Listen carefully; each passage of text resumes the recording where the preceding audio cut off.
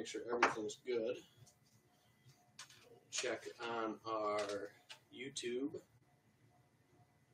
says we have excellent connection. This is the whole technical side of it. Technically. Technicality. Yep. Yeah, we're good there. We are good on Facebook and good on YouTube. Live. We are live. Hi, I'm Ron Burgundy. I'm Rick Tamblin. And I'm Champ Kind. Whammy. And welcome to Whitetails and Whiskey. Episode 11. Brought to you It's by going to be a good night. Yeah. and Will Ferrell. Yeah. So, Whitetails and Whiskey, episode 11. Just hit double digits last week. And we talk about him all the time. So we have the man, the myth, the legend himself, Jesse Festa, joining us tonight on the podcast. Jesse Festa. That's right. Also known as Ron Burgundy. Ron Burgundy. That's right. Same thing. So yeah, Jesse, why don't you tell everybody a little bit about you, man? Well, how I hunt, at least, I do instinctive, so I've always done it. And my dad, he's always taught me growing up. I've done it since I was a kid, so tried sights before, messed up a couple shots, so stuck with the instinctive.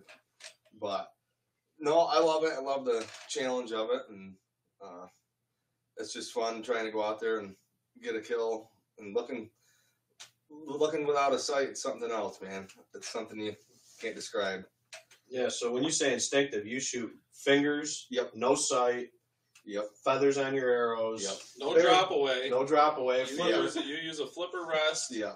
And with a compound bow drawn like 70 pounds. Yeah. So yeah, point rampage with a 70-pound draw, bare fingers, 3 under, and just don't look down the arrow. Like I just look at your target. You got to burn a hole wherever you look. It's like throwing a baseball. Mm-hmm. You just can't you know what I mean. You just know where after you shoot your bow for enough, you know your arc and everything like that. And if you're good enough and you shoot consistently enough, which I did in years past, not this year. But I used to be able to shoot really well and shoot up to 60 yards confidently. But Well, you've had some, just like me, you've had some life-changing things happen. You got little Clark. yeah, little newborn now, man. New addition to the families. That It's awesome. definitely puts a little hindrance on how you used to hunt. Yeah. I used to get out every day, all day, anytime I had a chance, man. Now I get home from work and it's all for the good. It's all for the better. absolutely. Someday he'll be out there hunting with you for sure.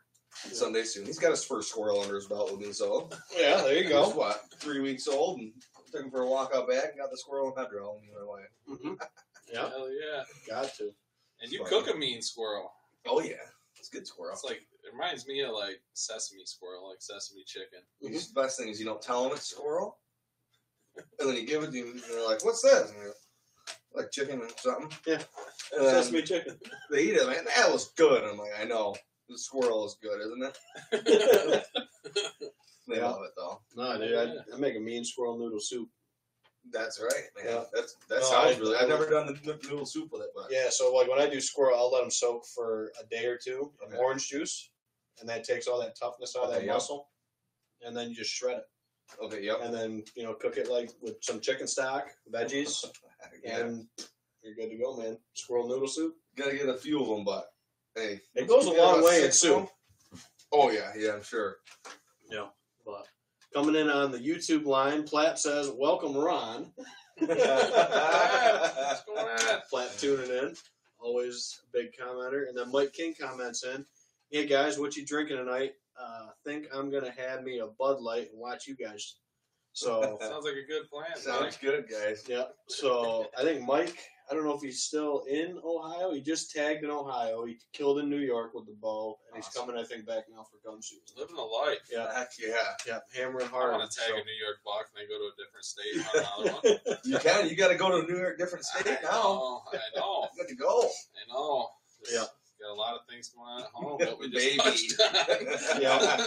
First year, I actually kill a buck early, and I possibly could have time to go out of state. Yeah. But it's all for the good. That's right. I got my little man, extra time to spend with him. Oh, I love it. Yeah. Yeah. So the whiskey tonight, we always take a whiskey and pick. And Jesse said he wanted the good stuff, so I went out and I splurged a little bit on one that I haven't put in my shelf yet. $450. Yep. So that's you did get the good stuff, I guess. No, it went with a bottle. $45. Yeah. No, went with a bottle of Angel's Envy for tonight. They finished this in a port cast, so you get kind of like a little bit of a wine kind of finish with it. It's very different. Like I said, we do a couple shooters once in a while, but Angel's Envy is the whiskey of the night for the podcast. So everybody's got a little one. You don't shoot it, just take a sipper on it. Oh, yeah, the sipper nice and easy. Cheers to everybody out there. And everybody hasn't tagged their buck. Hopefully you can get one with a bow before Saturday. Yep. Or if you're up north, maybe you already got your gun buck. It's true. Seen lots of pictures on Facebook of guys and girls up north, Adirondacks. Rifle already taking nice deer up there with the rifle. I see a slammer like 11 point on Facebook today. What ADK slammer, man? Yep. He traveled. The guy had walked 5 miles over 3 mountains or something. Oh, I saw that one. Awesome. Yeah, that was a cool story. I saw that one too. The guys, they track up there a lot. Like, they just, there was no snow on the ground in the picture right there, but I know a lot of guys that's how they get on the big deer up there. They go and find a deer hoof, like a hoof print, because there's a lot of snow up there, and they walk miles, dude, in the snow. They take days, and they'll just find the track and then go home and be like, okay, that deer was, and try to catch up with it. Eventually, they catch up with them, but yeah, I met a couple of those guys at the show out there at Turning Stone in Verona. Mm-hmm. Met a couple of those, the Adirondack Trackers, because that's right on the foothills there at that casino. They do some great seminars, and you can learn a lot from any hunter that hunts just a little bit different. It might give you a little takeaway and stuff like that, but I give a lot of credit to those guys, big woods tracking and stuff like that. Like, it could be days before you cut the right track, especially for some of those guys. Absolutely, man. But it's definitely a little different hunting than down here. Yeah. We have a lot of small parcels of just woods that just can find deer. Yeah. I mean, around here, you could walk about 30 acres, and then you got to get permission again. Yeah. About every 30 acres, you got to get permission again. Right. You can't really track them like that around here. Uh-huh. So what do you think, Jesse? Does it live up to the good stuff? That's pretty good, Not bad. I want to shoot her, but, that's fine. Shoot it? No, I'm not going to shoot that. That's fine. Yeah, you can sip on it. I mean, that's what we do. We just have a little sipper, and like I said, it's not something super harsh or No, that's crazy. good, though. That's smooth. It's real nice. Yeah. I like that a lot. It definitely doesn't, I know, I talk about me being not so much of a man's man when it comes to the whiskey, but it doesn't burn really bad going down. It doesn't. I guess they call it a finish. Yeah. When you it's not take it down, throw up afterwards. Yeah. It doesn't hit your gut hard. Yeah. No, it's definitely smooth. It's good. Yeah, and that's I think that's 86 proof. So it's a little bit lighter. I mean, we've done some heavy ones. I mean, that rare breed we did was 116. Okay. So, but they get different flavors, So you were successful with your bow early season this year, yeah. Mm-hmm. Yep. We talked about it in an episode. We mentioned you. Yep. Usually bring up some of our friends or whatever that are successful. You wanna share how the hunt went a little bit? Yeah. How it went down? Me and my dad, we hunt this property. We've hunted it. That's where I grew up hunting, really. And last year I got a deer out there on my birthday with him. He was actually right behind me. Not a very big one, but doesn't matter. That's all that counts. And it was cool because it was the first deer that we've ever really gotten together. We've hunted together forever, you know what I mean? Mm-hmm. We've gotten deer when we were in the same woods all the time, just sitting together. We never really sit together too much. So anyways, bring it back to this year. We get out there, what was it, October 16th it was, I think, this year. But yeah, I always have good luck around that. Like, it's right on my birthday. Anyways, and so my other tree stand that I have set up out there, I did not do as well as I should have preseason because the tree's like almost half uprooted. So I got over there. I'm like, well, that ain't gonna work. Yeah. And I checked the ratchet strap a couple months before, but must just recently started uprooting. I'm like, I'm not. So I went down, and I love still hunting. So I went down the other end of the woods. Regardless, sat down this one spot and sat there for a little while. And a doe and a fawn came across my track right off the bat, and they didn't like what they smelled, so they buggied. And then it was got about, I don't know, around 7:30, 8 o'clock, and I'm just sitting there under this pine tree, and here come two nice doe walking down this trail, and they actually followed. So you're on the ground. Right on the ground. I was sitting. I bring this little like mat with me everywhere I go in the backpack that I can sit. Kind of like turkey hunting. Yep, yeah. And then sitting there, and here when I see them though, I get like ready. Like I'm usually like try to sit on my knees most of the time and get like in a position that I can shoot. Right. You know what I mean? But yeah, it happened quick though. When they hit my track, these ones hit my track and got all curious. And I'm like, huh. They weren't hauling to me, but they were definitely smelling my track. What the heck is that? And I was already at full draw ready for them. They came out of the tree and swag them. But how I always do it though, I try to burn a hole right through where I'm aiming. Like pick a spot. They say even with sights though, pick a spot. Like don't aim at that shoulder or the whole lung. I try to aim at like a dot. Yeah, just a single dot, and obviously try not to pay attention to the horns. Yeah, that'll get you. Yeah, that's why I try to shoot some smaller ones. You know, they're better to drag. Yeah, you know? Easier to take care of. Yeah. Even though this year hasn't been that easy to get them either. You killed some nice bucks. I've been with you for a couple of them. Yeah. You're good luck, usually. we went out this year. You were lucky before you and me started hunting together. Yeah, I know. I lost the horseshoe, man. I don't know. I gotta get it back or something. You got a pretty nice wall. Yeah. Couple of them, you know. Oh yeah. Or half a dozen. Yeah. You know. Yeah, it's always fun. Yeah. Jesse's a modest guy. Yeah. My my best buck's a spike though. The one still to this day, my most like memorable. My proudest buck. Walk us through that one. I know that story. That's a good one. That was public land. Should we wait a minute? Should we wait till a little while? I want to hammer right now. Hammer down with that one right now. Whatever you want to do, man. Whatever you're feeling. We'll hammer down with it. Hammer down with it. I didn't want to make it just all about me. You know what I mean? Yep. So, well, anyways, yeah. So that one. There's a spike horn, but it's down in Naples State Land, and I was, 17, I think, and I was just starting to get into like hunting state land and messing around like that, and it was November, I think like the 6th of November, something like that. Walked way down in the woods, up on top of this big hill, and got down to this valley, and it's like a real steep side on one side, and then it was like a 45-yard drop down to the bottom. Well, I sat there for a while. I got down there, like still on my way all there. Still hunting my way down there to that point pretty much all day. I got there in the morning around 8 and then hunted until dark. But got down the spot around 3. And so I'm young. I was sitting there and I had a grunt call. I had the Terminator grunt call from Nightingale.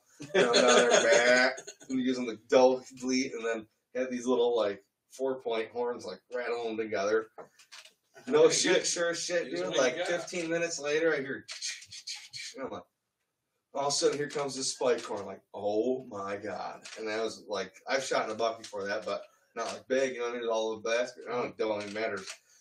Thing coming, and then freaking pumped in the middle of nowhere. You know what I mean? Draw back, down the hill, like meh, smoked him. He went about 35 yards and dropped in the other hillside, and I saw the whole thing. Like, this is so. And that was on the ground too. Yeah, that was right on the ground. Yep. And so I go up to him. He was done within seconds, you know what I mean? So I go right up to him and got him out or whatever and get him tagged and freaking then start trying to hike him out of the spot. And I'm like a mile in the woods and these little spikes kept stabbing me when I was dragging him.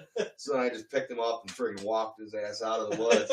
Wanted to see someone walking out of the woods so bad, or when I got back to the parking spot, and of course every car's gone and no one's around to see me. But I was walked that buck right out, man, right on my shoulders and skull him out of that bugger, and he's on the wall. Yeah. Sometimes trophies aren't necessarily by the size. You know, it's by the memory. No, absolutely. No, and I've never killed a buck on the ground. I killed a couple deer on the ground, but not up close and I've never killed one on the ground with my bow. That's I don't know. It happens so quick usually.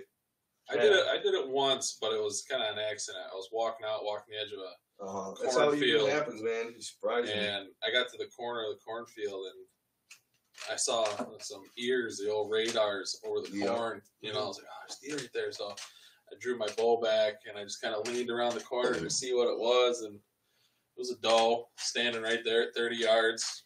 And I shot her walking out. Yep. So I mean, I guess that's my experience from bow hunting on the ground. Yeah. It's definitely a little more challenging bow hunting on the ground for sure. I almost killed my biggest buck that I've ever had. I almost killed him on the ground. Charlie Brown that Tomes got. What was that, 5-6 years ago? That was muzzleloader. Yeah, got that right before muzzleloader. Yeah, yeah, just a brute of a buck. And then so I had him on the ground with the bow. Same thing. I was walking out midday. You know, me being kind of foolish or whatever, walking out midday after a morning hunt. And here comes a doe across the trail as I'm walking out. Here come two, I don't know, like 90, 100-inch 8-pointers or so coming right behind her ass. The next thing I know, dude, I just hear like, and a freaking tine's coming up the hill. And I go, oh, shoot. So he comes right out on the trail there.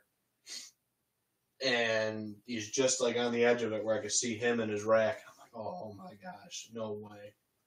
I knew what deer it was. I mean, he had that droopy drop tine, all the gnarly, non-typical stuff. And he kind of was looking up at the hill at the doe, and he kind of looked back over his shoulder. I got an arrow clipped up, and I got my release on, and he steps out into the trail and does like an immediate facing right away from me. So all I can see is his butt. Texas heart shot. I thought about it. I was saying that, a deer that big, you're thinking about it. I don't care who you are.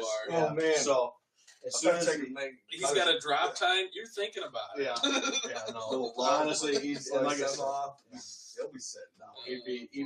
He would have been the biggest buck I ever killed. So you want to make sure you make a good shot on him. Though. So he's literally facing straight away from me, dude. And he just kind of looks over his shoulder at me, big drop hanging, gnarly stuff on this side. He was kind of looking at me, and turned his head back around. I got the full draw and I put it on him. I'm just like, oh, do I send it? He's only probably 25, 30 yards. Got it like right on his freaking tail, and I'm like, all he's got to do is take 2 steps and look back at me again, one way or the other, and I'm going to send it up his backside of his ribs. He takes 2 straight bounds and then he jumps right back off into the brush, and that was it. And the next time I saw him, he was hanging in Ethan's barn. Perfect. It's good for Ethan. He's a good hunter. Yeah. He's got quite a few shout outs from us. Oh yeah. No, we gotta probably get him on the podcast. He does a hammer job on public, killed his New York buck on public this year. Went to Indiana. Didn't tag in Indiana. Taylor did. And his then, friend did. Yep. And then when they came, yep. Then he came back to Ohio and tried to go to one in Ohio again. And he shot a stud last year. A giant. Yeah, the script was very short tonight. A lot of improvising tonight. But yeah. So now that we got Jesse introduced and talked about a little stuff, I mean, gun season Saturday. Yep. Getting there. Shoot your gun? Oh yeah, Betty Lou. Betty Lou already?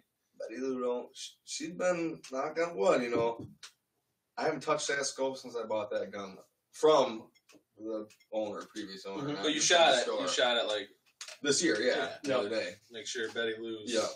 Where's seriously that thing? I don't know if I have touched that scope, and it shoots. That thing's a tap driver. I love that gun. Yeah. The old 300 with mag. So yeah, me and Ben got together a few weeks back and we shot ours at the local gun club. Mm-hmm. They were looking good. I got my smoke pole, my rifle, and that's one thing I didn't do though yet is my muzzleloader. I need to. You and me will have to get together and shoot the muzzleloaders because I haven't shot mine yet. Because if I don't get a buck here, and it ain't looking good because I gotta get hay tomorrow and freaking I got the kids still, so it ain't looking very good in bow season. Yeah. And I need to get some meat in the freezer, dang it. That dough, man. Eating them steaks on lunch, it's really good, but it's costly. For me, for the one was running out. That's funny. She was like, "You having a steak for lunch?" And I'm like, "Oh yeah." Oh yeah. Well, you'll shoot a deer and eat the whole thing in a week. You're an animal. Yeah, I know. Yeah. Breakfast, lunch, and dinner. Breakfast, lunch, and dinner. Especially when I'm ice fishing. Oh, dude, I just bring out strictly meat and just cook it. That's what I live off of. Yeah. I can't catch a fucking fish to save my life out there. No, I need to free up some room in the freezer. I still got. Well, I did really well last year. I mean, all those 3 does I shot were all freaking giants.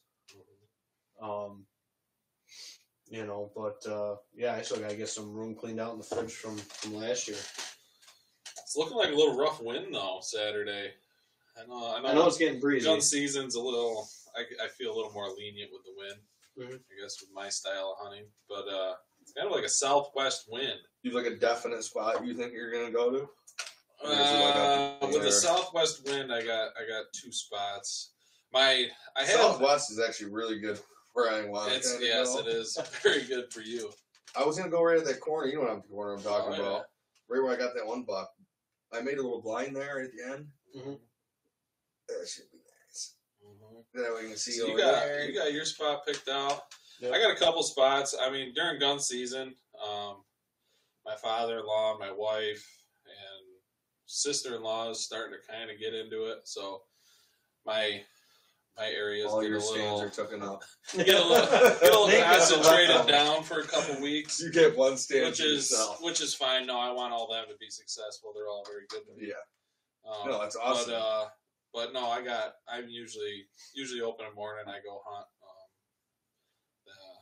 the lease my neighbor gives me. I just go set up there and see what happens. And a few years ago, I got a nice 8-point open in the morning. The only deer I've ever shot my whole life open in the morning, and it was that 8-point.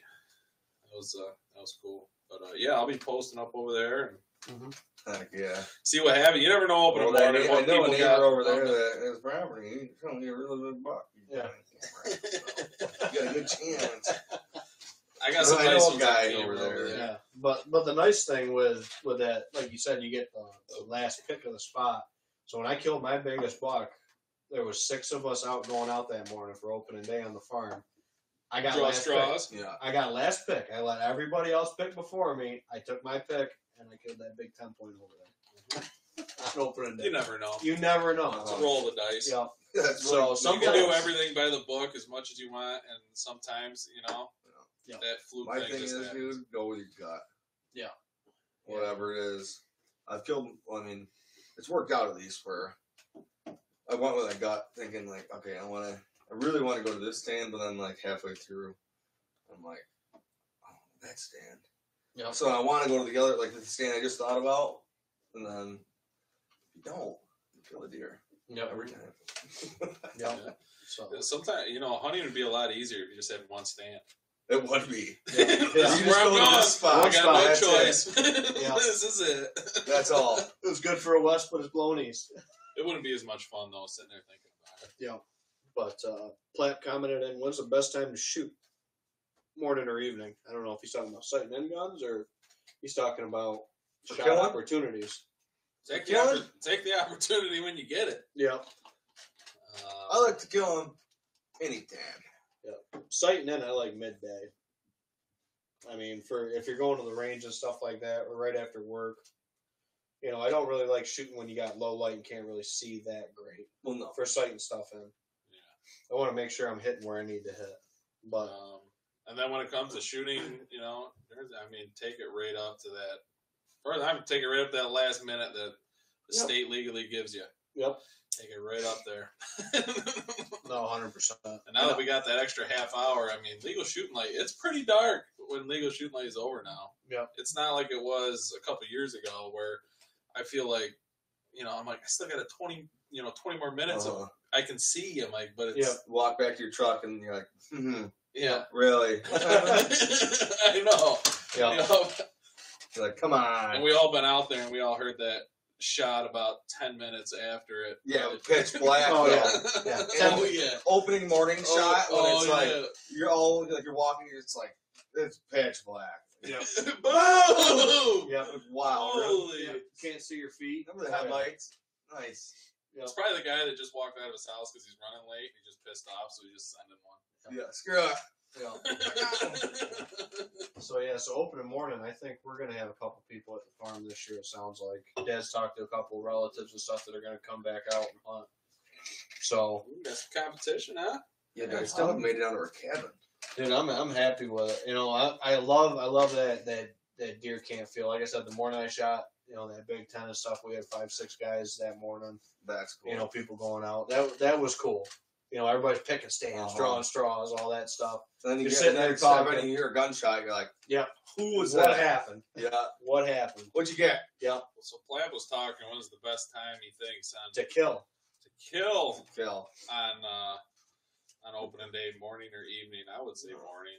I like morning, but also. But you never know. I'd say all day, really. Yeah, so that's an all day. You never know when people are I don't know. pushing deer around. I've had a lot of luck in the morning on opening day because a lot more guys are hunting, a lot more deer, a lot more shuffled. people are getting, like people are walking in the area, dude, and just kicking up deer. Yep. And I feel like there's more people out in the morning. I mean, you get them diehard football guys, like the college football guys. Maybe the guys that just go out for opening morning because it's family tradition. Mm-hmm. I mean, I think after opening morning, you're going to weed a few people out. Yep.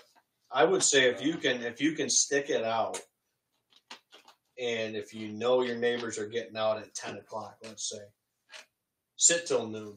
That's always been kind of our rule of thumb is we sit till noon on opening day because then you get that 10 a.m. push from the neighbors when they get off stands, might push some deer around. Like that morning I shot that 10, I shot him by 11:30. Yeah. And it just happened to be there was a hot doe there too. I mean, I drew the lucky straw that morning. Shot a doe first thing. She came in and then he came through like 2 hours after that. She was like 9 something. And then, like I said, I shot him. But I've only killed 2 bucks on opening day. I killed the 10 and I killed that 8-point that's down on the end, the Euro mount that's over there. I killed him on opening. I'd call it afternoon, but I got into the stand like 2:30 and I shot him like 10 minutes later. He just came cruising down a ridge. Maybe the neighbor bumped him. I don't know. Well, Saturday morning, I want the deer shed full. I want people. They got to bring their own hanger to hang their deer. It's just full. I just want to line up. You need a better rafter than that bitch. We're gonna fucking lay it down. Stacking fucking squirrels count. Yep, squirrels count. Squirrels count. Hang them up. Don't hit him with that 300 Win Mag.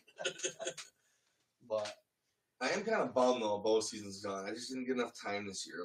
I I'm always bummed when bow season's done. I didn't get I don't know. I usually go on the state land and do just stuff on hunts, and just sneak around and just check new areas and stuff like that. And I did I did a lot of not a lot. A couple of times I went duck hunting when I should have went deer hunting.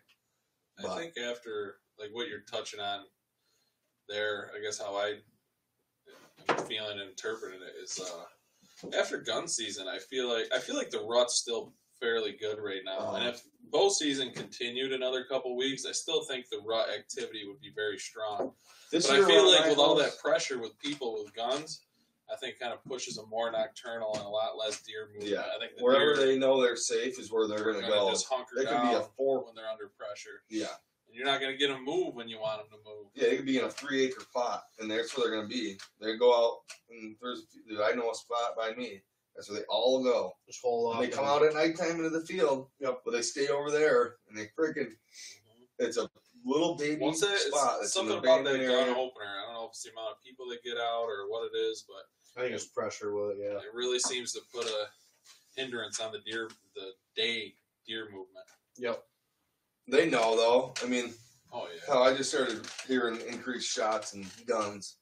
You know what I mean? Everybody's sighting in, man. Exactly. They know that. Or they're out there hunting already. I don't know. I don't know what this guy had up by me, dude. He was like 500-600 yards at least. He was a long ways away from me. I'm like, stand. Every single time he shot, holy. And then he'd shoot like a muzzle rod. He'd be like, but then it sounded like he had a cannon because it was the loudest thing, dude. I was literally jumping like, whoa. Yep. That go off. Oh, that's crazy. Yep. But anyway, so other new stuff we got. This was something I picked up on I think it was Instagram. I saw it. This guy called it an infinity bottle. So kind of going forward with the podcast, everything like that, my wife went and cricketed up a Whitetails and Whiskey logo Jesse, you're on the end. You want to hold that up close to the camera? I'll hold that up. Jesse will hold it up closer to the camera. So we got a Whitetail and Whiskey's logo on a custom bottle. And the idea with the Infinity bottle bingo is everything that we've had on the podcast. Hand model. Like Vanna White over there. Professional hand model, Jesse Fista. Wheel of Fortune will be calling you soon. Wheel of Fortune coming. Yeah, that's right. So with an Infinity bottle, you can. Oh, there's a lag in it. Yeah. So Perfect. Absolutely. So with the Infinity bottle, what it is every one that we do on the podcast, we've put in this bottle. Every single whiskey we've had so far, we put a shot in the bottle, and then once we fill it, we figure it's going to be right around episode 20, maybe 25, depends on where it fills up at. We're gonna figure out a giveaway and give it to one of the listeners of the podcast. And this is your own, like nobody else will ever have this. You will never want it. You will never. But we've had some good whiskeys in here, dude, and it's all blended together. So you're gonna get different stuff, and you're gonna have a whiskey that nobody else has. It's shook and not stirred. Shaken, not stirred. Mm-hmm. You got it. Shook in it. And then before we get too late into this, just a little reminder: if anybody wanted to, chime in and give us what they think the score is on Ben's Bowbuck this year, we will mail them a $100 an old tin cup sweatshirt, a hooded sweatshirt, and a custom change purse. Ben's signature change purse for his milkweed for you guys to take out with you and check your win. Yeah, I'll give you. Well, we can throw in a. Well, you can. Jesse, you guys take can a guess. Yeah, write your guesses on. Write your guesses on the sheet. I told Platt my mom to chime in. I said, "These are some nice hoodies Ben gives out." Yeah, yeah. So this is gonna be. We didn't have a single message come in for score guesses. Wow, we said it at like an hour and a half into the episode. I don't know if that people can stand listening to us that long. Oh, Platt comes in 130.80. He says. Ooh, Platt! I think he's gonna be. Ben's gonna score it live. Yeah, I'm gonna score it live. We We don't know. We got a rough idea, but we don't know the exact. And I think 138. That's a good number. That's around where I would guess. I mean, that's pretty close to what we think he's gonna go. Right around that 140-ish mark. I'm thinking. I think that's a solid guess. I think 138's good. So I'm gonna go. Write her down, Jesse. Write your number down, Jesse. Yeah, I'll write it down for you. Let's see. Yeah. So anybody and 7/8. You know, Jesse 136, 7/8. 136, 7/8. So we're taking comments for scores on Hornet, Old Tin Cup hoodie, Old Tin Cup change purse, milkweed dispenser. Mm-hmm. Is going to be yours if you are closest to the pin.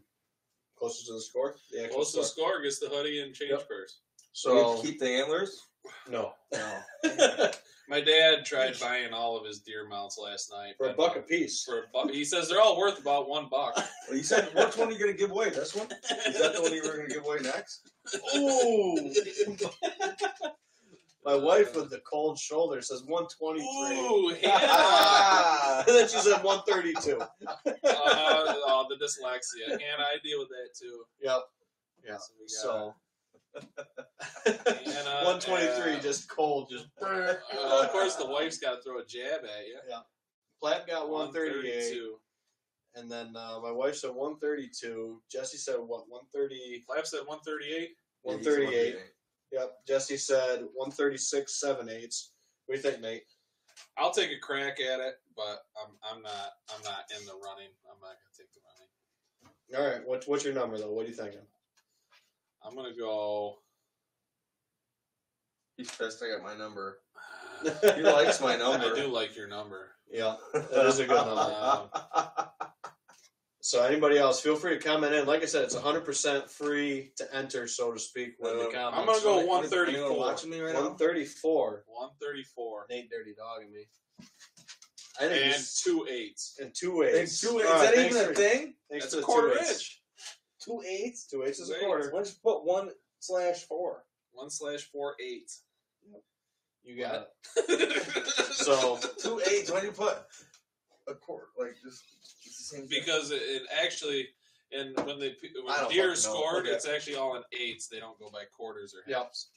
yeah, Not so very it's good math. so it's all in 8s. I mean, 2 um, 8s is in the score. so the basic score of Let's see how good Ben is, the champion. the explainer. What do you think it is? Let's see how Well, you close can't Ben tell. can get. How many people? I think he's going to be Are they watching? just short of 140. He's going to be like 130, Plan. 138 and 5/8. You know, if he didn't break that other horn, 138 and 5/8. 138 and 5/8. Not quite 140 because his split's gone. He'd be over 140 if he still had his extra time, I think. So the whitetail mount or whitetail buck, you get your main Everybody beam. left. They got mad. no Well, one's there's nobody on the bullhorn. Oh. here. How many people left us? No, it was on a different. Yeah. They all So left us. it streams YouTube, Facebook, and bullhorn. all at Flash, the you same still time. here? Flap's still here. Flap, don't leave us. Yeah, we need you, Flap. You're the only like we got. Mark C comments in Ooh, 135 Mark 7/8. C. All right. Thanks for All right, tuning Mark. in, Mark. Yep. So, and feel free to anybody else tuning That's in. a to good drop- one. That's a solid. That's a solid number. I think he's 130s all day. You know, Let me might see hit this 140. Jesse's got to hold him. He He's might, a little he small. might touch 140, but I think he's in that mid 130s. See, I I'd think, probably yeah. pass him because 135. I'd probably pass him. that'll stab you if you're trying to drag him. I don't know if I Thanks, carry Mark. this gear out. He was poking me and Nate the whole way up the hill, Yeah, well, you shot him and No. he died down the bottom of the hill. 100 almost. yards on the steepest hill on your property. Yeah, well, That's a nice buck, man. so I don't know if he's gonna quite The other year, I shot one right here. right Just through like the this 9. big buck like this, Mark, right here. Mark says hello. Sorry, Hello. Mark. Yep. We were checking some other sides of things. Right in the Gotcha. horn. Liza says Ooh, 133. Liza. Liza wants the hoodie. Liza's chiming in. Yep. Where's Nicole's guys? Yep. I don't know. Where's the at Nicole Feast? Where's I don't know where's where she Clark's old tin cup switcher Yeah. coming in? She can So- text you a number. It'd be all right. So with the whitetail mount, he's pretty simple to explain. He's got no abnormal points. He's a straight typical I'm frame. gonna bring him up there to him. Straight typical frame, and then you can see all across the beams. I got the painter's tape. So you take your measurements. Price and right. Price is right. You Price take and right. You take your measurements from where the Thanks, Ron. tine leaves the beam. You can see I got my lines all on there. I got my tape in there for the mass measurements. You get 4 mass measurements per side, no matter what. You know, whether it's a spike, 10 point, 16 point, you only get 4 mass measurements per side. Yeah, and Bingo. we're not doing deductions. We're doing gross score. Yep. Probably should have clarified that before Yep. people started. Yeah, this is green gross for gross score. green gross for I scoring. like to score a deer for what it is. I don't like giving them deductions. Yep. So Deduct him. so he'll get his main beam measurements on That's both why he sides. said after he shot it, he says, He'll get "Ugly each deer." tine. That is ugly. No. He's ugly. Well, he had them fibromas under his eye. Oh yeah. Oh, dude, he's got a bunch of cool like fibromas and stuff. Yeah. Ben, I need a Coors there, buddy. All right. Before you So- really start taping, Before we start taping here. and we give out the hoodie. Yeah. Before we give away my hoodies. Well, I gave away your hoodies. Yeah, whatever. All right. So, first deer I look at, I obviously see if there's any abnormal points. Go back to the other one. No one tunes in on Facebook. No. Clark is going to have to make his debut. Owen and him are the next generation, Liza says. Owen and Clark will be, and Ben's future child will be carrying this on. At some point, At some episode point. number Clark will 797. have a recurve. Clark's going to be a recurve shooter? Clark's I gonna really be want to get it. I just want to like get a his dad. recurve. He's going to be an animal. I just need to get like 3 dozen arrows and a really big target so I can practice again. So I I sound like I got, can't shoot, but I kill Ooh, squirrels. Nicole Festa comes in at 140. There she is. Nicole, watch it. Oh. She thinks she's like, yeah, I'm watching you. Don't be drinking too much. so the one thing I will say for everybody guessing scores, Yeah, the wives is- like to keep close little science, which is all for the good. That's for the greater good, folks. Yeah. So the one thing I'll say about when I'm stretching my own tape, especially, I shade it light. I always do for whatever reason. I always tape them lighter than what they get booked in at comparatively. So for inside spread, he ended up coming in at 17 5/8. So That's great. there's your first measurement for that. So that's inside spread. That's at a parallel from tips of beams, base of antlers. You get the inside spread from the inside of the beams, not the greatest outside spread.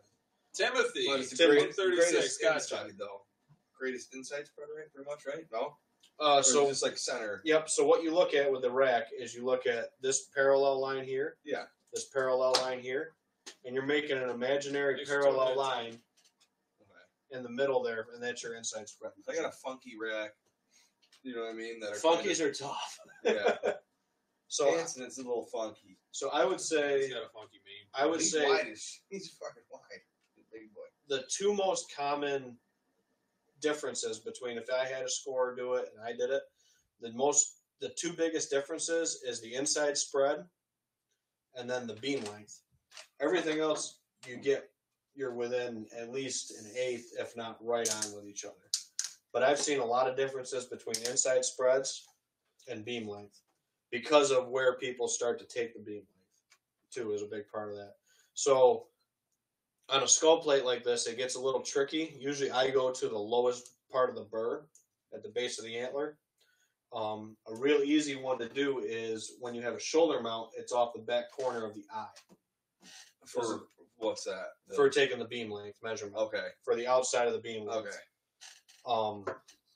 For that measurement. So By taking the outside, you actually get a longer measurement. Yeah. Yep. So you would follow it. You would So follow I have my it. spike horn. I come from the back. Yep, exactly. From the back of it. Jesse's So gonna shoot I get a 16 inches book out of that spike. bitch. oh yeah, I'll score them up. I've scored spikes before. Oh, So yeah. you measure it right up, right Should've middle of the brought him in beam, today. and we're gonna take the cable and we're gonna take it all the way right in the middle of it, all the way right out to the tip of the beam there, and then we'll get our main beam measurements. So Bring my bow in. easiest way to take this is with a cable. This is my scorer cable. Nate's gonna run the You got computer the- side of it. So do I just click these Yep. things and I can look at the different Yep. feeds? Yep. Just in case someone's chiming in. You got it. So China. had a buck chasing a doe. Mark C says.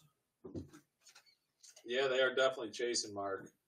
That's for sure. I think he's in one of the. He's in South Carolina. He That's tunes all in I've from South had up Carolina. here, man. Is just day pictures. South Carolina. Oh, they're going.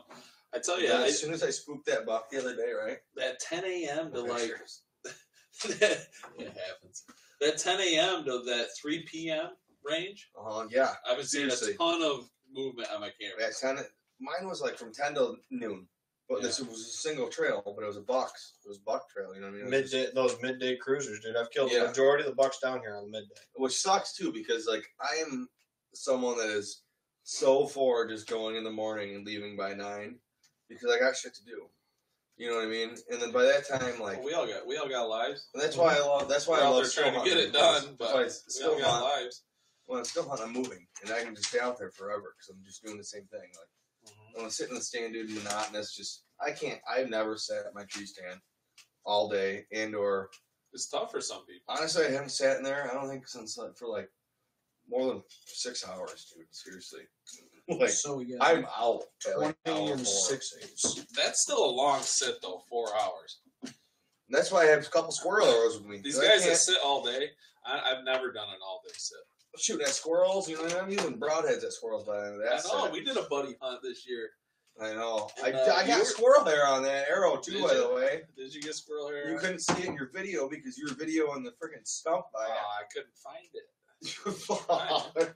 I was trying. He was sneaky, that squirrel was. He was He like was. 35 yards and I hit his ass, so. That was pretty good. No sights, you know what I'm saying? No sights. You know how many squirrels I've wounded this year hunting with my bow?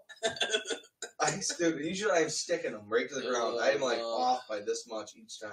Well, you got busy things going on, man. You got Clark at Off. home. I mean, trying to adapt to that, and then trying to.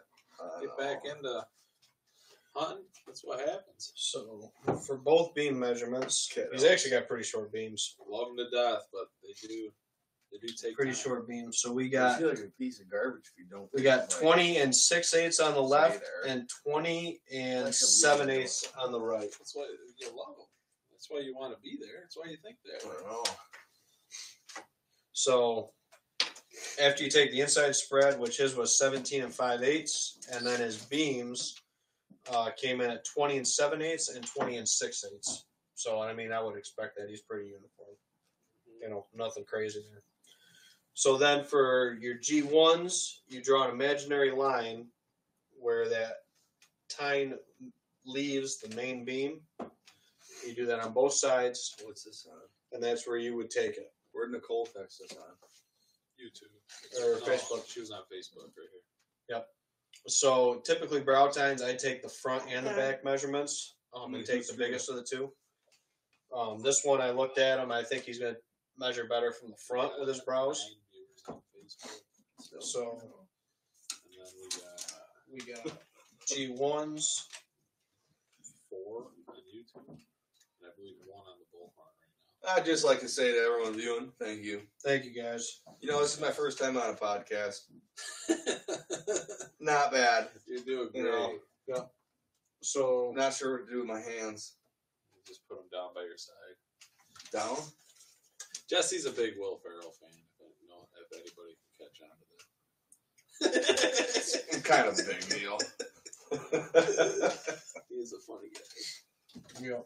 So we got pretty short brow on the right side. Goes 3 and 4/8 on the brow on that right side, and then the left side. He's gonna go. Tell you what, though. I am ready to let her bark. I'm ready for gun season. 3 and 5/8. So I've just an been, eighth difference. We need to go over. I've been sitting on my couch basically ever since. Fuck you. Ever Yeah. since the 27th. I would love to be able to be like, well, I ain't need to go out. Yeah, but I already missed the best two part of the here. rut, man. Yep. So Yeah, I know you got that 100, 200 fucking giant deer, you know, It was beautiful. 200 Deer. pound. yeah. Monster. So what I like to do with the tape also helps you keep good memory of where you've measured already. I take my tape off as I go. That way I know I got those measurements for those tines or those mass measurements. So as soon as you measure, take that measurement, you take that piece of tape out. Yep. That way you know what you still got to take and what you haven't taken yet. So brow tines are done, the G1s, beams are done, and the inside spread's done. So when anybody tuning in now, we are doing a guess for closest to green gross score for my bow buck, and we're giving away a hoodie and a milkweed pod dispenser for that. So if anybody else wanted to comment on it, Feel lucky because I haven't got a milkweed. put my hands up on my head like deer antlers. Hannah told you to put if you don't know what to do with your hands, put them up on your head like deer antlers. That's what Hannah said. You got it. That's funny. I love it. You got it. So, and then for taking, I'm bringing my hat. you know, next time. G2s, G3s, G4s, all that stuff, it's where the tine leaves the beam. You draw a line there. I take a cable, and you follow that line of the beam where it leaves I see myself. the beam, and that's where you draw your line for your measurements. Yeah. For everybody wondering, I know it's really delayed. just a little bit. Yeah, our view of things is a little delayed. Mark C is cooking a little chicken barbecue. That's good. That's always good. I had 92. I dropped the little guy off at my mom and dad's so I could come to this podcast, and my mom fed me a little ham and mashed potatoes, and that was very good. Sounds real good. I had White. breakfast for dinner tonight. The wife Oh, was brunch out for lunch? I love breakfast for dinner. Corned beef hash, scrambled eggs, and Yep. French toast. You can't beat it. Yep. Yeah, I don't care who you are. That's what part of being a grown up is all about. making those decisions. Making them. What are we gonna have for dinner? Breakfast. Breakfast. We did that 2 weeks ago, last week. You know why? Because We got to do more. We don't have time. Absolutely. we don't have time to go to the grocery store. So Yeah, and eggs and absolutely. bacon. That's what we're eating. Absolutely.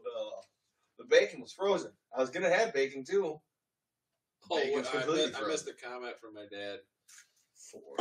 He says Nate always wants a raw steak to chew on. Does that mean he's ready to hunt? Oh yeah. Oh yeah. Clap, if you're tuning in, Yeah. give him it. Give him a steak. Give him a steak. Yeah. Let him gnaw. Don't let him swallow it, but let him gnaw on it, gum it. Yep. It's good for him. Yep. So All left side's all right, done. Ben, give us some more pointers on your scoring here. Not really any pointers. Just taking And measurements. then you printed this right off the internet, right? Yeah, so that's not the score sheet we use for Northeast, but I use those ones for the bar scoring. Want to give them a little preview of that? Yep. Want me to preview this? So that people can see what they can get off the internet. Never how having it's this scoring. seat again. You're gonna sit in that seat next time. The Yep. first time previewing was awesome. The third time? I gotta get up. Yep. Sorry. Yeah, you can type that. You can get that right off the internet. 8 and 3. And it kind of is fairly self-descriptive, really. Yeah, so the biggest thing is make sure you're taking 4 mass measurements per side, no more, no less, and getting those in there. And then any one of your points that, is going to be scoreable. So anything greater than an inch is going to score. Oop, hold on, we got another 137. That's a solid one. Everybody's right in there. It's Who's Shannon. that? Who's that Shannon 136? Joe Hilton comes in at 137. Okay. Who's Tammy Davis? Or Tim Davis. Tim Davis? Timothy. We already got him. Tim's in here at 136. We got him in there. Shannon came in at 137. Not bad. That's a solid score. I mean, we're all close. It's got to be that mid 130s, pushing 140 mark. What if he's like 120? Nicole's like giving you some serious props here with the 140 Ben. Come on, Nicole. I hope he hits that 40 mark. I mean, I'd be real happy with that. He does have a lot of mass on his beam right there, though. Like on his main Yeah, beam. he's got some good mass. His On beams, both sides. His beams aren't that long though. I mean, his beams only came in at 20 and 7/8 and 26 not that eighths. long. So not What that what long. was your big buck? My the one that I Big shot buck. at Maple on Yeah. with you. That one went 24. He, had like He 24 grossed, this would be a gross score. This would be a Yeah. green score because he hasn't gone I'm through saying the you 90, maybe, yeah, but gross score, what was this? the 90-day drying period. He was 156 green, So what was his main beam, do you remember? 2 foot, 24 inches? Yeah, they were 23, 24. 24, all day. yeah. One was 24 and I think one was 24 and 4/8 and the other one was 20, like right on 24. Haven't got that unicorn buck either on my camera. You see that bad boy? That shows So he's got a horn coming straight off the side of his head. so this is another good. Freaking. What's that? Oh, unicorn buck. Yeah, dude, I got a Oh, block, that's little like spike, His spike goes horizontal. just sideways, blam, like 12 inches straight. I want it in the worst way. He's pretty unique. Brad Sessom comes in at 139 and 2/8 as he's driving back from Missouri. Brad, did you get a buck in Missouri? Let us know. Or call in on the bullhorn and tell us your story. Yeah, And or are you hunting public land? I don't Or know. private. I know they have a mix of leases and public that they hunt. Yeah. For Brad and them guys. But so this is another good thing. Everybody's been calling him an 11-pointer. This one technically doesn't score. One, it's not an inch long. Now, where do you take that measurement at what? So right where it leaves the beam. So you draw an imaginary line where the beam is. Even with that like that? Yep, That that's sucks. not quite an inch. So that Put way, my ring on it. You'll be able to hang it off. yeah. So that's the old thing I hear all the time. Scoring guys deer is I can hang a ring on it, it counts. But this one is not an inch. And then the thing is, if it is an inch, and it comes off like pomaded or something like Yeah. that, if it's wider than it is tall, it doesn't score either. Really? Per Northeast Big Buck, Boone and Crockett, those kind of scoring systems. So this doesn't count as a scoreable point for him. He did have another point in here, which is broke off, which obviously I can't score. So we have our typical 5x5 frame scored up, beams, G1, G2, G3, G4 all done up. So all we have to take is our 4 mass measurements per side. He's going to do pretty good on mass. He's got pretty solid mass for some good circumference there for whatever. But my measurement's looking pretty good right now. Brad said Dave and I both got bucks in Missouri, and Brad shot one in Ohio too. So everybody's out there killing on the road. Congratulations, man. Guys! That sounds like a hell absolutely. of a trip. That does sound like fun, boys. Absolutely. Hopefully, maybe us 3 can go do that. That would be. I would love to go. Sometime. It's so, isn't it like $500 for an out-of-state tag though? Can be. Yep, depends on where state. you go.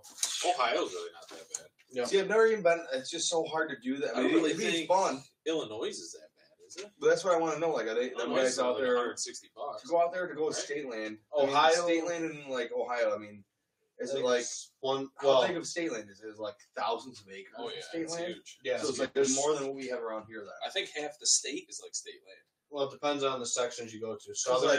Southern's you pretty can go down to heavy. Naples and not see a damn deer or Yeah. any of these state So- land pieces. Is that gonna be it?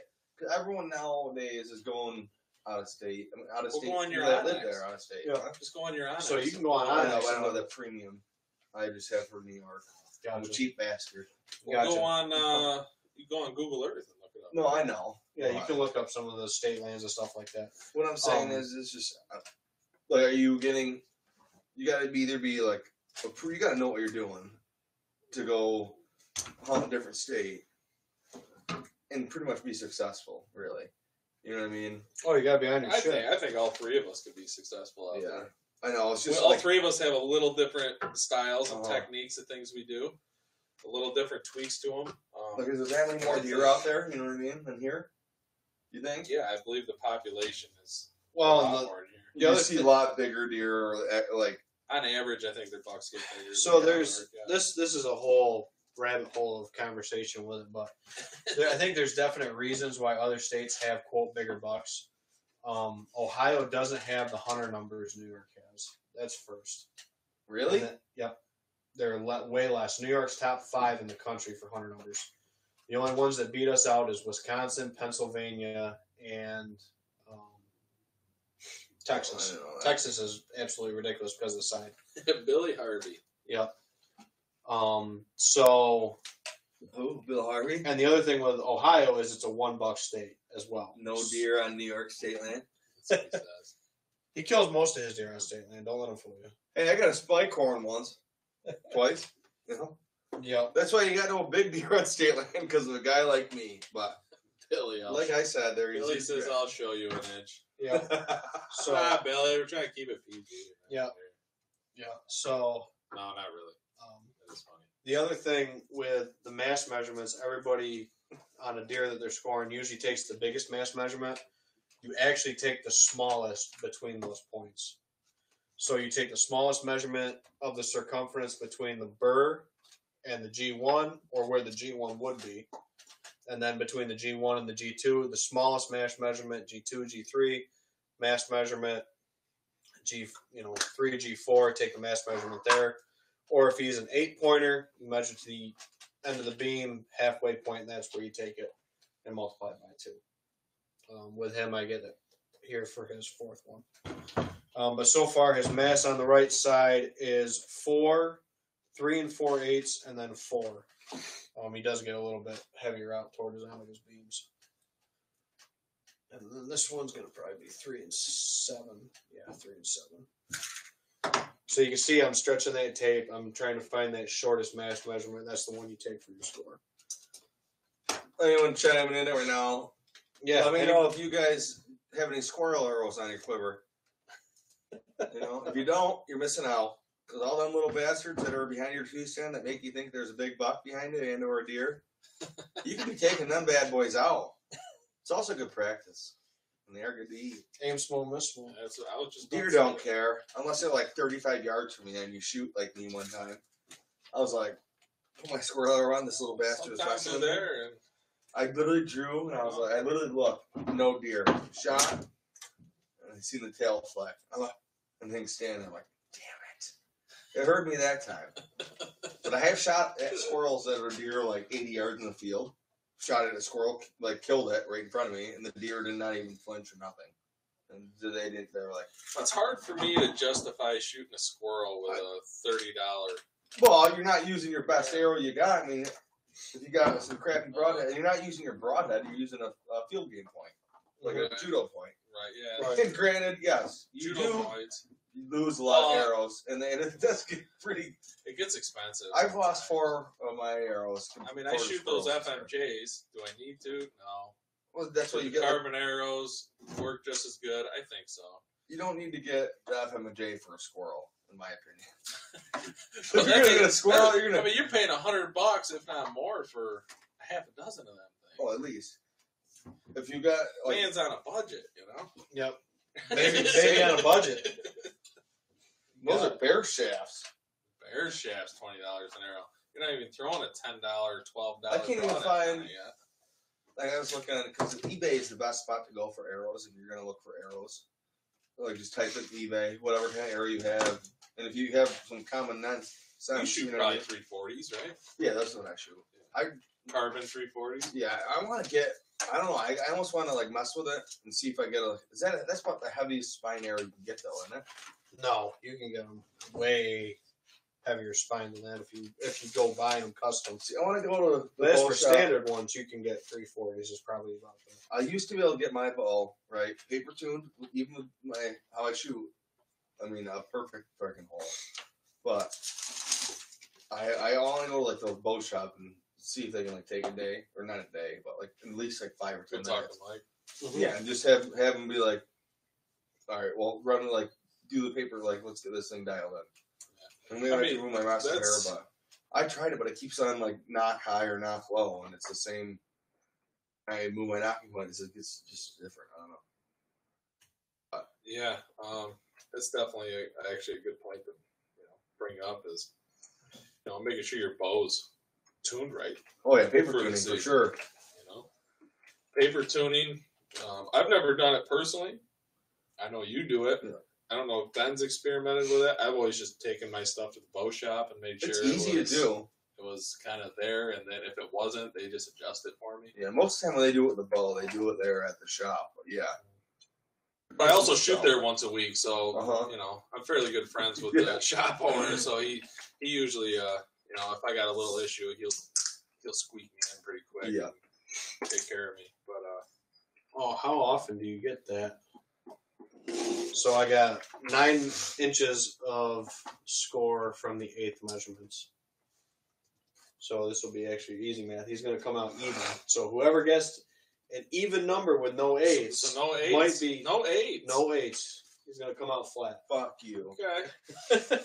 But you might be the closest. But you No. still might be the You still could be the closest. No, I still got him 136. You know, and good for you because you're gonna win. 136. I don't know if he comes. Oh no, someone guessed 136. Good for you. You're gonna win. Yeah. You were sorry. You know. So we got 17 for the spread for everybody adding along at home. To make Mom, 136. We Do got my math 136. right. I'm gonna vote for him. We got beams at 20 Who is apiece.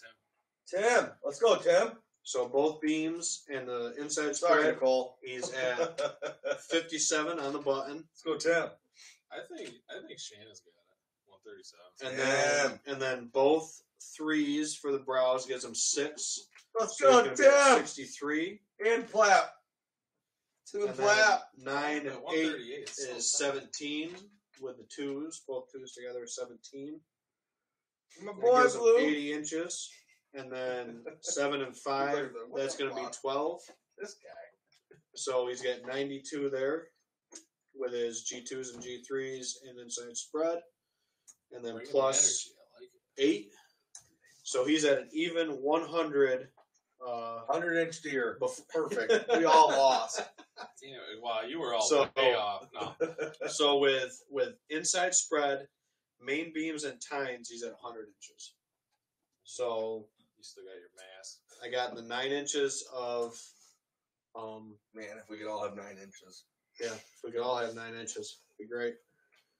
So So we we'll got- show you an inch. Yeah. Well, So we got look our at Billy's inch. we got our Look at 9 that. inches at 8s from all the measurements I added in. So he's at 109 before his match measurements.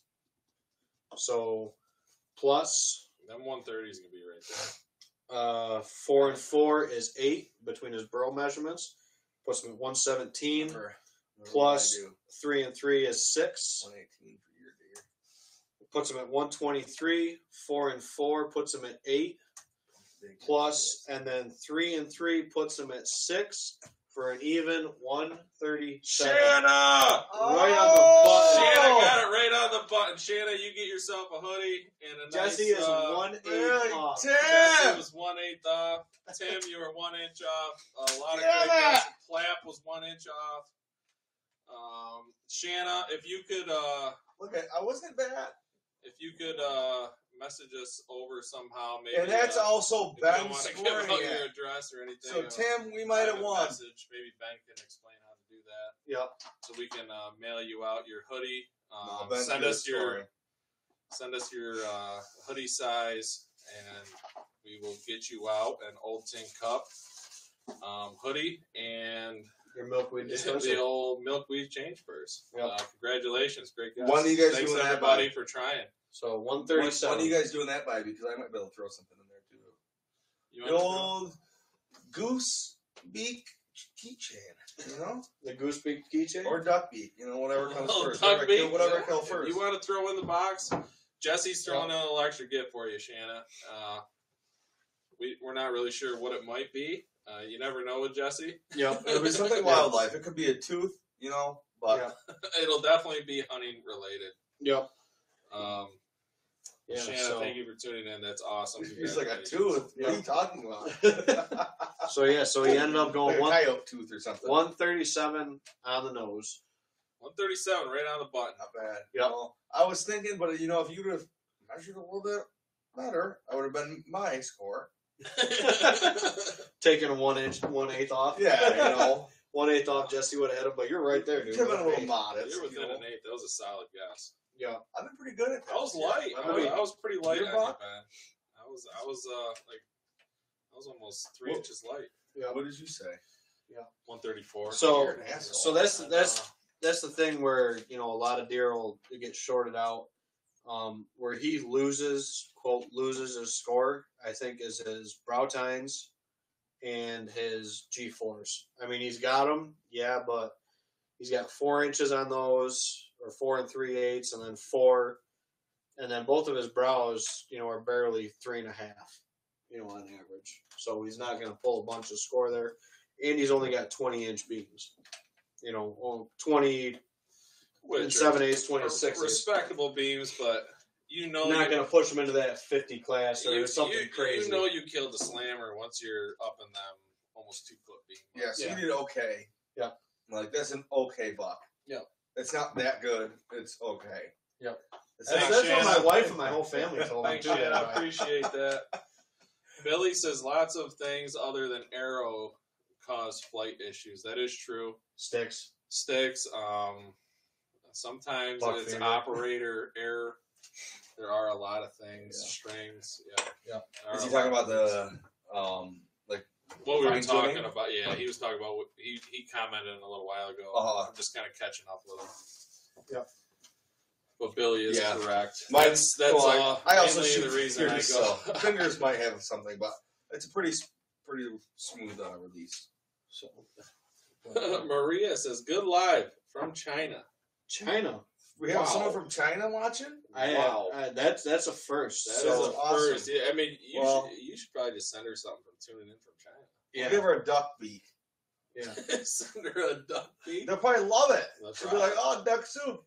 Oh man. What is it? Maria Fisher. I'm not familiar. I don't know who that is right off. I don't think I've I ever don't met her. know. I don't know if she's just a new tuner in, but Maria, thanks for tuning in. Yeah, and thank you. Cheers all the way from New York to China. to China. China. To Thank you Maria. for tuning That in, is- Maria. Thank you. That is awesome. Thank you. All the way to Wow. China on the podcast. I told you we're gonna make it. I You're think welcome. It's all because you're here. It's all because of Fiesta. Yeah, these people are like, "Get this guy off, dude." Yeah. They love you. You're pure entertainment. Yeah. buddy. But Pure said- entertainment. Said, what beautiful antlers. Thank you, Maria. I appreciate that. Maria, thank I you. mean, she might be working in China. She might be from the States and working in It China. could be. Probably. Could be. Ooh, we got some chat on the bullhorn. Do we really? Yeah, it's Oh, probably first where- time ever. Gotta scroll it down. Sorry, Billy. You're welcome. I'm sure it's Billy. No, Oh, it's Maria. Maria. She found us on She found us on the bullhorn. Having breakfast in China. Yep. What time is it in America? Yeah, she's from America then. Maria, it is 8:40 right now. Yeah, 8:40 p.m. And So- we are in the Finger Lakes region, and it is cold out. It is 30, Yeah, 6 we got degrees? what, like half inch of snow yesterday? Yeah. Yeah. So That's awesome. Cool. Well, thanks Yeah. for chiming in from China. yeah, thank you. Thank you. Found us on the bullhorn app. That's cool. That's really cool. That's the power of the bullhorn. Do we have to use Awesome. that now? Yeah, that she switched over. Is that the bullhorn? That's the bullhorn. The bullhorn. The Yeah. bullhorns. Yeah. Where's the Viking horn?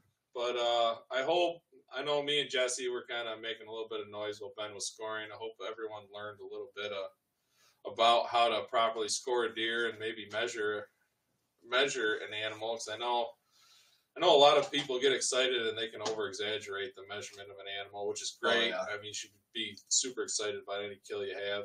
Yep. But that is, I hope you could definitely listen to Ben and what he was saying, and learn how to score your own deer. Yep. Yeah, and if you got one you want scored, I'm an official scorer for Northeast Big Buck Club. I've booked a lot of deer. Be happy to book another one. You know, I'm sure I'll do the scoring thing at runnings they do every year in Canandaigua. Yeah. I usually go and score at that one, score at a couple people. I'd have to have a scoring table set up open in the morning at the. Bring your little Deer bucks shot. in, mess with them. No, Bring I'm in the just 6 messing with you, 'cause points, you'll be bring in the done. I wanna take basket up all your racks. time. See what your spike horn scores. Might as well, you know. I'll Bring it in. score spikes. Don't Absolutely. matter. Absolutely. And don't be afraid to shoot them either. They all deserve it. What is it? Ted Nugent? What did he say? They all deserve it. Ted Nugent says, "God bless you. Shoot the spike." Well, I say Yeah. kill them all, big and small. You know, they all taste the same. Not really. Small ones taste better. Oh boy, your identities are being stolen as we speak. Billy, you're taking our identity? Liza's like, I was thinking the same thing. I'm Ron Burgundy. So, I don't know what they're talking about. Our identities are being stolen, must be. Well, I'm Ron Could be. Burgundy, and they can have it. Tim Davis commented in, Ben, I have a buck from 2011. I've been trying to get scored. You interested in helping me? Yeah, absolutely, dude. I'll score him anytime. We got a little hanging post right there where Jesse is that I put shoulders on if he's a shoulder mount. Right here. Yeah, what that hangs on. It's perfect height for shoulder mounts for scoring. There's a screw there. No, this is where this goes. This is where the buck is. Yep. Hangs right there on the hook. That's your buck. But yeah, no, Tim, we can get them scored, and if you want to enter them, I think it's still $30. $30. You'd be popping Oh, out they might right have out upped here. it. It might be 35. Yeah, if you want to get them entered in the Northeast Big Buck. But if you want to just What's the minimum score of Northeast Big Buck? so with archery equipment, it's 100 inches. What? How old is it got to be to be You entered? have a solid. I got a couple of them. 4 or 5 you could book. Yeah. Well, I mean, so- I got a couple guns, but I might not. So for Northeast, for archery, it's 100 inches. For muzzle loader, it's 110, and then for gun, it's 120. You got a few. Typical, You got at typical. least 3 that are gonna book. Hanson, pitchfork, or bow. Yeah. I give a fuck about the gun. It's the bow, really. You know? Yeah, Bring them so- over. Ben can put you in the book. Yeah. Man, but if I could have killed the deer that I've had a chance at with my bow, I would be famous. Mhm. You know, Well, you are famous. You're all the way in China right now. I am screaming. I'll tell you what, I've hit 100 and like bigger than that deer, 100 and like literally 50-inch deer in the antler with my arrow, Yeah. and then briefly after missed an 11 point, Yeah. making a scrape at my mock scrape, Yeah. 10 feet from my stand.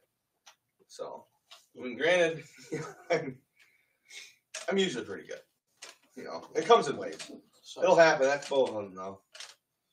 So coming over on the YouTube line, Maria says someone else's name. The account is under someone else's name. You can call me Ning. I don't know. I don't speak Chinese. Anybody speak Chinese? What is she saying? She's taking our shit. Taking the Whitetail and Whiskey I don't podcast. know. I don't know. It's I don't know. She won't be able to. You don't ask, man? The fuck? Said doesn't understand what we're saying, but it looks interesting. Says, do you speak Chinese? None of us speak Chinese. I speak a little. I mean, I got sign language. We all understand my sign language. But yeah, so Billy says China for China. all the way in China. China. Pert near there in China. Pert near there. You know what? China. Well, that's cool. Always $1 short in China. But Shanna, if you're still tuned in, yeah, I'll message Shanna. You She's can, friends with me on message- Facebook. Yeah. yeah, okay. As long as Ben's got you taken care of, Yep. we'll be good. And what do You we? want a What bottle do of we? whiskey? What do we? No, bottle of whiskey. Didn't she win that? No, it's not finished yet. Well, it's not for her? That'll be like episode 20. Probably 20 or 25 Oh, will have this one Dang finished. it, Shan. Yeah. Oh, next time, though. But You can win next time. what are you looking at, Nader? So we're an hour and 15. So what else we got going on? We can talk a little bit more about something, though. No, I'm just kidding. But no, I don't know. I don't speak any Chinese, so I can't contribute to that side of the conversation. Yeah, I don't know about that. Oh, I don't know. Hopefully Ben's not getting hacked right now. I know. Yeah. I know these. Chinese, But, Japanese, Succanese. No? Oh boy. All right. All right. I didn't know. So I'm sorry. This is supposed to be an uncensored edition. It is. yeah. So what's everybody else got going on before deer season here? Coming up. What are you thinking for opening day? I know Jesse says he's got a spot he's got picked out. You're going to so the let's lease. talk about tactics. Altering over from bow season to gun season. How you switch your tactics up? Like, I mean, do you hunt with a gun the same as you hunt with a bow, or do you get a little more lenient with everything? Let's say if you're a scent control guy, do you slack off a little more with the scent control so you can touch out there a little farther with a gun? Do you do your tactics change? Do you have stands specifically set up for gun season? I don't know if anybody's got. No, that's a good point. Mine in gun season, it does. I do get more like lax with it, but in my mind as well. Like if I get more lax with it because I'm hunting with guys usually.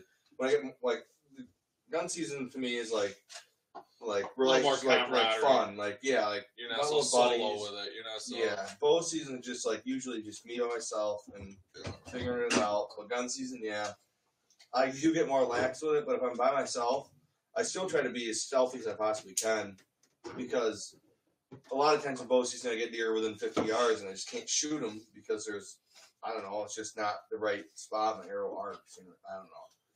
But with a gun, I feel more confident, or with a gun, you just feel more confident. I feel like because you can shoot.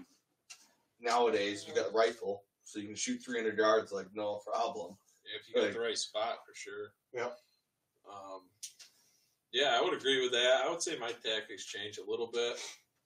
If I'm hunting in timber, I will carry a shotgun.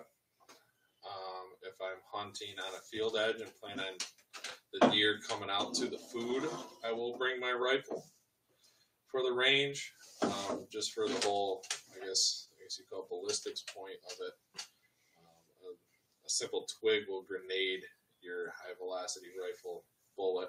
Yeah. And a lot can happen with a scope in a woods that you are missing between you and that animal. Yep. I've had it happen. I definitely prefer to hunt with a shotgun when I'm in the timber. Oh, yeah. Brush gun, man. Yeah. Or maybe a 30-30 or something.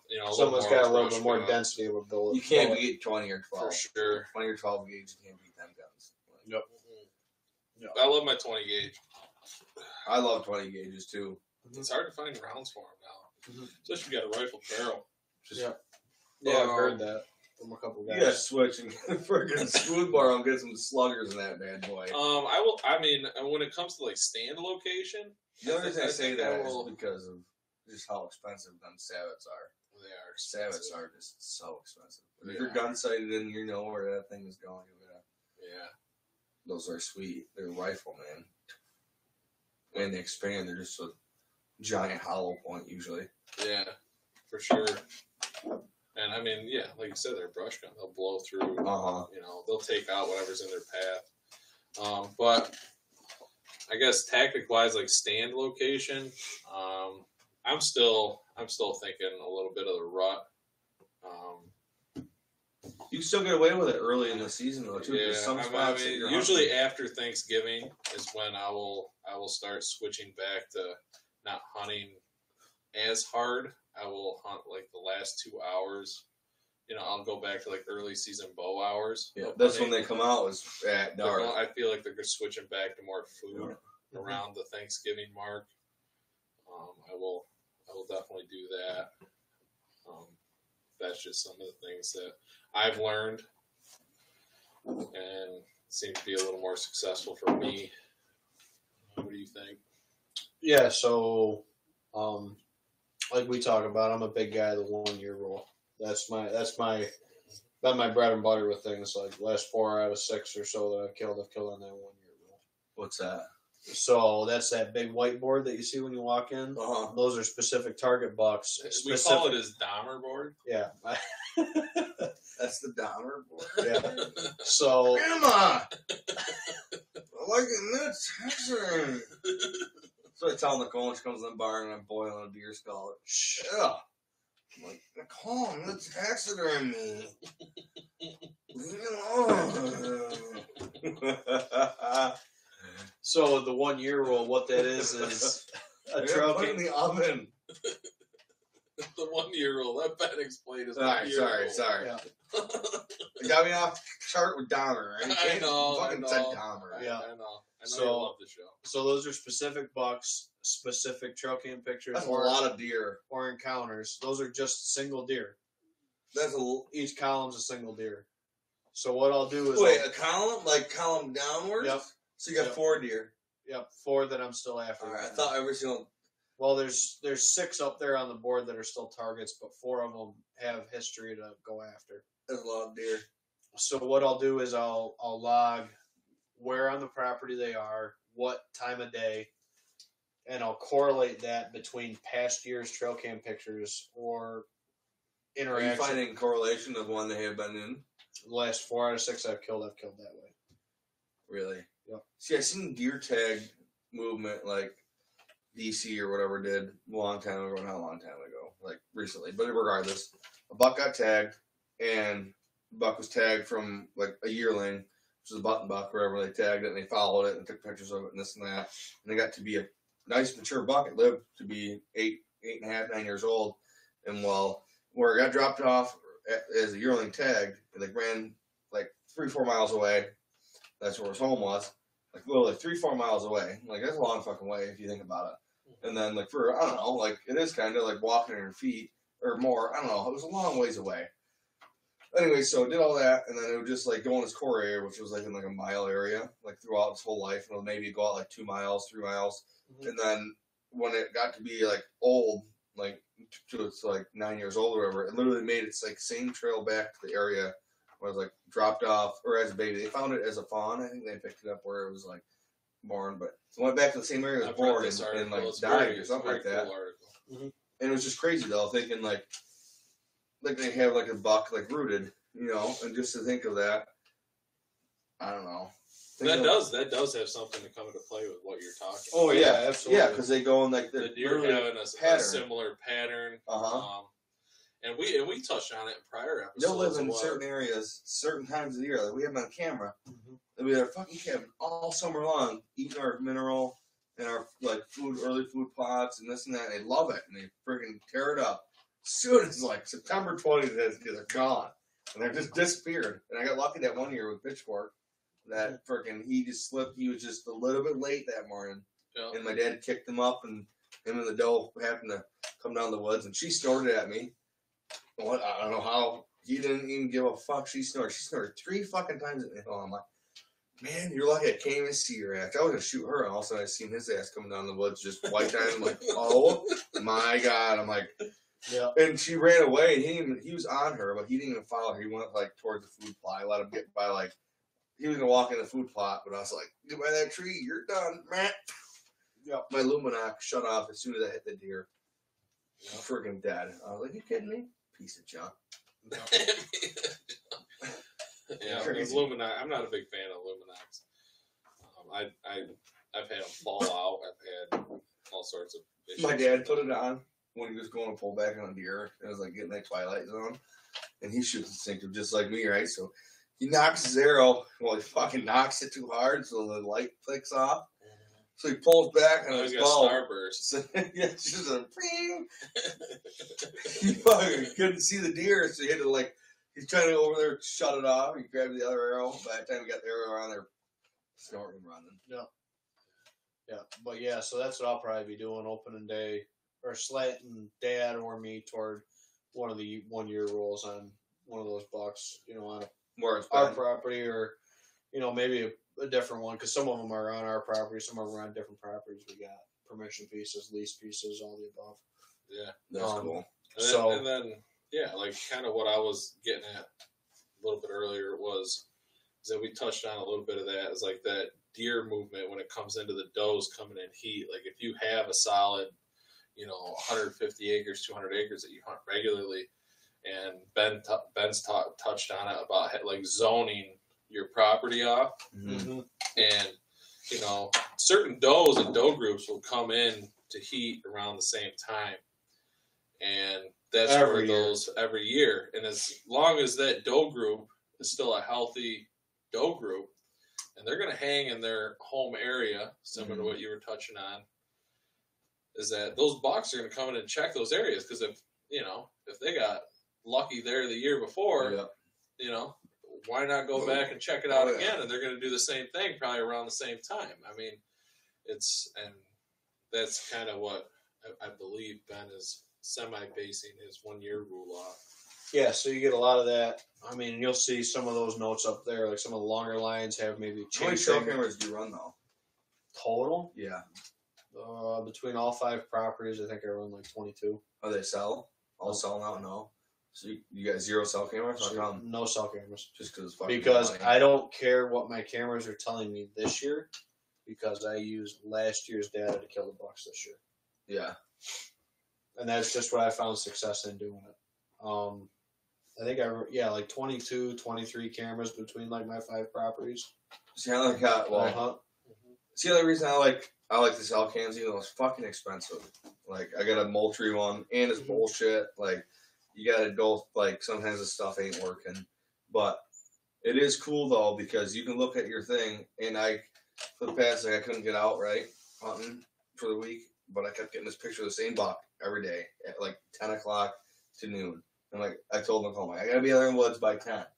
Well, and then Clark so I got a little late, and I literally, just before I got in the woods, I looked at my camera on my phone to look at the camera technology, you know what I mean? Boom, buck was there freaking 15 minutes right before me, so I'm like, shit. Which also made me not go where I was gonna go.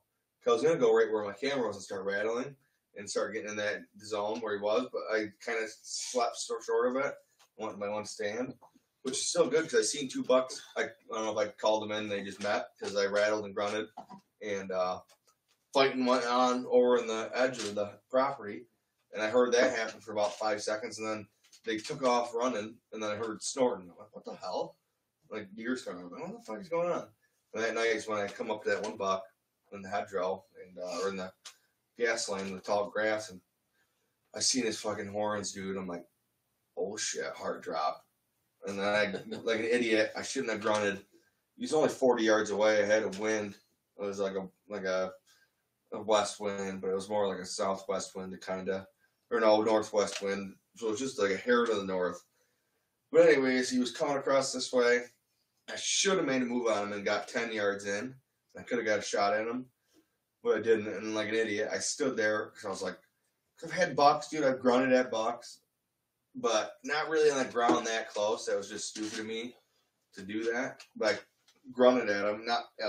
I took my grunt away from him just to get his attention to see, because I've had him grunt in the woods when I'm in my stand. It's tough to They call just a come deer right on at the you. You know what I mean? They'll freaking run right towards you in the middle of the rut. Unless he thought I was a giant buck out in that field, because he stood there and he's like, Well, he couldn't see me though. Well, that's a sign that he's not the dominant buck in the area. I know, there's a bigger buck, but he's a nice buck. He's like that, but just He was a good one, and he didn't want to challenge that dominant buck. He was a little shy. But then I got nervous too. I didn't want to grunt at him playing too much more because I didn't want to scare him. I thought he was going to make his way to me. And that deer stood his fucking ground and stood there. And then I got relaxed. I stopped so I could just see the tip of his horns, like I was like sitting. And then he kept turning his head. When he turned his head and he turned away, and I couldn't tell. And all of a sudden his antlers just appeared, stood up, and he's just walking away. I'm like, you bastard. Mm-hmm. So I walked my stand, tried to rattle him back, and he didn't get her. I'm like, damn it. It happens. I mean, sometimes calling works, sometimes it doesn't. Yep. I mean, it all depends on the mood of the deer. Like that, I scared that deer. You know what I mean? That grunt call scared that deer. And what I should have done was made a move on that deer, and he would have had no idea because there was wind, it rained, it was perfect conditions. That's what I do. And I didn't fucking do it, and it's just, I know it is, dude. But that's where you live and you learn. That's hunting, though. That's what's fun, too. Every time you go out, I mean, most of the time you pick up on something new. That's part of the fun in it. Mm-hmm. That's why I like still hunting, because you go to the stand every single day. And just, that was on the ground again. You know, just, I don't know. For me, on the ground, you do learn a lot about the animals. Yep. For sure. Well, you're right in their zone, man. Yeah. Yep. And it's tough. I mean, trying to call a deer on the ground, because them deer. It was stupid of me to even try to do that, but I didn't know what to do. I was I was walking to my stand on a night sit. I was like, damn it. I just thought he would maybe at least take a couple more steps to me to get up on that little bit of a knoll, because he was down here. Couldn't see him over that tall grass. All I could see was like not even the top of his back. He just needed to make like 5 yards. Or I need to make that 5 yards. I could have. I didn't. But as soon as I gave him my position, I gave up my position immediately as soon as I called that deer. No. It's tough to even. I should have just waited a minute and just assessed the situation, but I didn't. I was like, oh, I got my grunt call. No, that didn't work. He fucking knows I'm here now. Fuck. Yeah. I'm like, that did not work. Yep. So, but yeah. So where are we at with everything here? We're at an hour and a half. Just at an hour and a half mark. We rolled over it. I want to hear it. Do you guys like it when I'm here or not? I want to know. I'm sure they love it. Billy, do you like me? Billy. Tim, I wanted us to win, Tim. I really did. 136, you know what I'm saying? You guys were close, but Shannon edged you out. Yeah. Damn it, By an eighth. By an eighth. 1/8 of an inch. She was going off of my number, and she's like, I'm just a little bit higher off him. Yeah, just 1/8 higher. She might have. Like, he knows what he's talking about. I know he does. I'm thinking. I think everybody enjoyed you being on, Jesse. Maybe. Sure. Oh no, they did. Had a rough start, you know. You guys come at me hot with the questions. I was like, maybe wait till after, and you guys are like, no. I'm like, no. Okay, we're gonna go with it right now. We're going right now. Welcome to the jungle. Welcome to the jungle. I like it. Yeah. But I think now is a good time probably maybe do our little sign off. We usually try and hit that hour and a half mark. Yep. And, I think we hit about right on. Comments kind of slowed down. It's probably pushing 9 o'clock. Everybody's probably hitting the head. Going to sleep? Yeah. Yep. Not on Facebook. We still got a few viewers, but do we? A few, but we like to try and stick to that hour and a half. Yep. Keeps it manageable for us. You got to work tomorrow morning. All that good stuff. I mean, we like to kind of talk about how things went after the podcast and everything. So next week will be opening day. We'll have maybe we'll have one hanging in the deer shed. We can have a podcast from the deer. It'd be cold enough to let hang till the podcast. Maybe. Depends on when it gets tagged. Yeah, it all depends. And I know all of us will be trying to get out there tomorrow night or tomorrow night after work. I can go look at these new guns. Not new. You got I think a deer slayer, and then a couple other older 12 gauges. Not older, but like, Dave never, because I told him, I'm like, he said he saw, all right, let me restart. He said he needed trees done. He's like, I got some guns though too that I would take for money, and I'm like, okay. I'm like, perfect. And he's like, I want like some slug guns. And he's like, that's what they are. I'm like, awesome. Like, that's exactly what I want. I'm like a deer gun. I don't even have a deer like shotgun. I'm using a Colt shotgun. I want my own. I have my 20 gauge, but I can't fucking. It's like a bird barrel with like a double bead bird barrel. You need a nice slug gun. Yeah, I would love just a regular bead slug gun, and then the iron sight slug gun. Fucking, you know. Got to bring out Betty Lou and be able to touch off whatever I see. Let's just get her done. Me and the fucking shooting sticks. Let's have at it. Yeah, have at it, man. Them Primo shooting sticks are the best best investment I've ever made. Yeah, those trigger sticks. I like the trigger sticks. Yeah, that's what I got. The 2-stick one. Yep, the bipod one. Yep. Dude, I mean you got all a single of them. one? Single, yeah. All of them would be sweet. They all have their like the singles will be sweet for. I use mine as single a lot of times because it's fucking just like 2 are in the way sometimes, especially when I'm moving. But it's so convenient when this one can be like 3 foot, this one can be 2 foot, and you just think, and there can be a rock that's on it. It doesn't matter. It's fucking solid. As soon as you let go, and that thing pivots. That's how I shot that one buck last year. Yeah. Well, that's how I got like.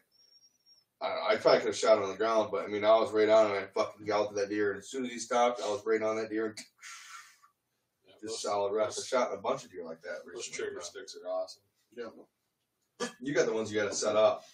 I do. Yeah, I haven't invested in the trigger sticks yet, but you and Ben both have them. Yeah, no, I love that trigger stick. I always take that to the trail with me. And they're very like they're light. I dropped them in the mud by accident, and they have like they don't even like they haven't knock on wood like seized or they don't make noise when you drop. It doesn't like it's smooth. Like airdrop, it's freaking. Yeah, they're nice. You got to try to keep them clean. I mean, obviously, when I got on wood, I just cleaned them off before I started smushing it in there. Yeah. But Timothy says you can message him whenever convenient for you to keep his buck up. Yeah. Well, I want to get through opening day and see how it goes this upcoming week and stuff like that. With me over there. But yeah, no, Tim, I'd be happy to score them up for you. Be easy to do. If you got a shoulder, like I said, we could throw them right on the mount over there and score them right from there. And if it's just a skull plate or a euro, we could score them just as easy too. So yeah, you'd be welcome to come over and, like I said, we can get them scored up for you. And thank you for tuning in. But yeah, but let's do a sign off. Sign off and a cheers. It's gonna look good. We'll do a cheer. I need a beer. I get you. I have what's in there. Did you drink your bush? You brought 2 bushes. Well, yeah, I brought my bushes and these ones. We'll do a cheers. We'll do a little evaluation. And good luck, guys. Opening day. Yep. And Shanna, you are the congratulations on the right on the hoodie. button. Right on the button. You nailed it. I don't know. We got the holiday next week. I don't know if I'll be here. We'll see how everything goes. Yep. But we're gonna try and do something, even if it's a short one. Hopefully, we got something hanging, and we can share with you guys. And good luck. I'm Ron Burgundy. Have a good night, San Diego. Thank you for tuning in. Appreciate it. Stay safe, San Diego.